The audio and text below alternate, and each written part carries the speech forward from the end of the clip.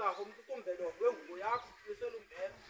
Ngena nathi mesolungeyo, hlala nathi ngoba ndime yakhawuleza. Ngokunayo ithemba mesolungeyo bavela nabawo. Bangena vela kuwe siziyaleza kuwe nakalomzuzu mesolungeyo. Abantwana bakho bezawuqala umsebenzi wakho mesolungeyo. Simema wena lulemandini lezulu benathi mesolungeyo. Thixo wahlala mesolungeyo phakathi kwethu mesolungeyo.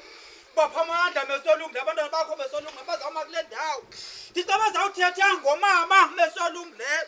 Thixo kwinkonzo yakhe yokugqibela yokuncama mesolungeyo. Sizokuncama mesolungeyo sicela wena bawo. Thixo ungene phakathi kwezinhliziyo zethu mesolungeyo. Thixo usomeleze mesolungeyo siphamandla mesolungeyo. Thixo kwasinalo nesihemba mesolungeyo uThixo wena mesolungeyo. Thixo kubantu abaphelele lithemba mesolungeyo. Simema wena mesolungeyo nawo lo mzuzu mesolungeyo. Thixo xa silapha enkundleni mesolungeyo simema wena bawo. Usibonakalise mesolungeyo mesolungeyo.